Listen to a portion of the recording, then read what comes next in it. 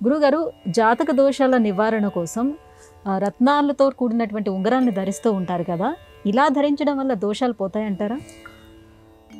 దోషాలు పోతాయో పోవు అనేది ఈ ప్రశ్న ఉన్నదే చాలా సమస్యాత్మకమైనటువంటి ప్రశ్న. వాస్తవం చెప్పుకుందాం, వాటి వల్ల దోషాలేమీ తొలగవు, అందులో ఏమాత్రం సందేహం లేదు. ఈ రత్నాలు ధరించడం వల్ల ప్రయోజనం ఏమున్నది? అనేక రకాలుగా ధరిస్తున్నారు కదా, ప్రయోజనం ఏమున్నది అంటే, పూర్వపు రోజుల్లో రాజులు పరిపాలన చేసేటప్పుడు ఆ రాజుల యొక్క భార్యలు అసూర్యంపశ్యలు. అసూర్యంపశ్యలు అంటే సూర్యుని కాంతి ఎలా ఉంటుందో కూడా వాళ్లకు తెలిసేది కాదు. అంతఃపురం వరకే పరిమితమై అక్కడే ఉండేవాళ్ళు వాళ్ళు, ఆ రాచకాంతలు. ఆ కారణం చేత సూర్యుని కాంతి శరీరానికి తగలకపోతే చాలా ప్రమాదం, అనారోగ్యాలు తప్పక కలుగుతాయి. వాళ్ళు ఆరోగ్యంగా ఉండాలి, కానీ బయటకు రాకూడదు. అందుకోసమని వాళ్ళు ఏం చేసేవాళ్ళు, 7 వారాల నగలు అని చేయించేవాళ్ళు. సోమవారం నాడు ఏ రత్నాలు ధరించాలి, మంగళవారం నాడు, బుధవారం, గురు, శుక్ర, శని, ఆది, ఇట్లా ఒక్కొక్క రోజుకి ఆయా గ్రహాలకు సంబంధించినటువంటి రత్నాలు కనుక ధరించినట్లయితే ఆ రత్నం ఏం చేస్తుంది, ఎక్కడ ఉన్నప్పటికీ సూర్యకాంతిని అబ్జార్బ్ చేసి వాళ్ళ శరీరానికి అందిస్తుంది. అందుకనే పెద్దలు ఏం చెబుతారు, ఆ ఉంగరం చేయించుకునేటప్పుడు ఆ అడుగున దానికి కవర్ చేయకుండా ఓపెన్గా ఉండాలి అని చెబుతారు. ఎందుకంటే ఆ రాయి యొక్క తత్వం ఆ శరీరానికి అంటుకోవాలి అని. దేనికి అంటుకోవాలి శరీరానికి? ఆ సూర్యుని కాంతిని అది తీసుకుని వాళ్లకు అందజేస్తుంది. ఏ రోజు ఏ గ్రహానికి సంబంధించిన ఆ రత్నాన్ని వాళ్ళు ధరిస్తే ఆ రోజు వాళ్లకు ఆ గ్రహం ఆ సూర్యకాంతిని, ఆ గ్రహాలన్నీ కూడా సూర్యుని చుట్టూ కదా తిరుగుతూ ఉంటాయి, ఆ విధంగా అవి స్వీకరించి వాళ్లకు అందజేస్తాయి.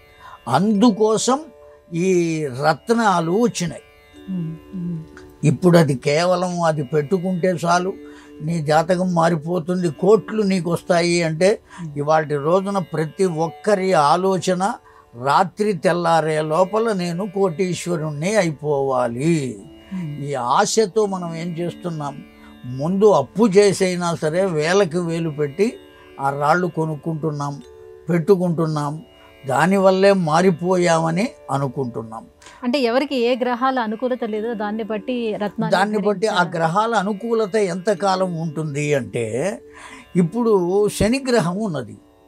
ఆ శనిగ్రహం 2.5 సంవత్సరాలు ఉంటుంది ఒక రాశిలో. ఆ 2.5 సంవత్సరాల కోసం నీలం అనేటువంటి రాతిని పెట్టుకోమంటారు. శని బాగుండలేదు కనుక పెట్టుకో. ఆ 2.5 సంవత్సరాలు ఆ రాశి నుంచి దాటి పక్క రాశికి వెళ్ళిపోయింది.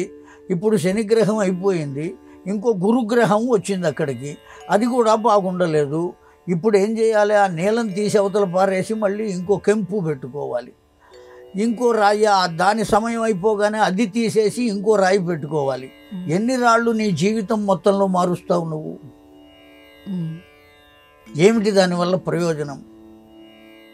మనం పరిపూర్ణంగా కూర్చుని జాగ్రత్తగా ఆలోచించినట్లయితే ఒక్కటి మాత్రం శాశ్వతం, భగవంతుడు ఇక్కడికి మనల్ని జీవుడుగా జన్మనిచ్చి పంపేటప్పుడే గత జన్మలలో మనం చేసినటువంటి పాప పుణ్యములను అనుసరించి ఒక రకమైనటువంటి జీవన విధానాన్ని ఇక్కడ వ్రాసి పంపాడు అని పెద్దలు చెబుతూ ఉంటారు. పురాణాలు చెబుతున్నాయి, వేదాలు కూడా చెబుతున్నాయి. దాన్ని బట్టే జరుగుతుంది. ఒకవేళ ఈ రాతిని ధరించడం చేతనే ఇది జరుగుతోంది అని అనుకున్నాం, జరిగింది.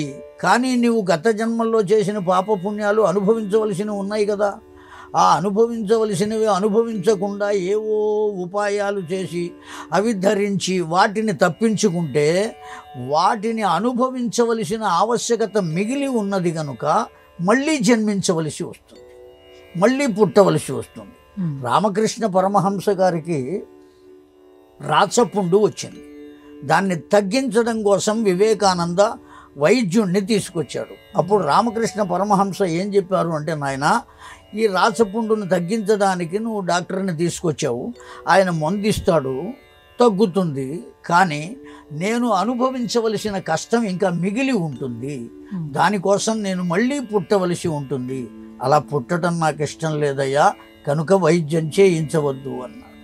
కనుక ఇది పెట్టుకుని మనం సుఖాన్ని అనుభవిస్తే మనం అనుభవించవలసిన కష్టం మిగిలి ఉంటుంది, మళ్ళీ పుట్టవలసి వస్తుంది. దానివల్ల నష్టమే తప్ప ప్రయోజనమేమీ లేదు.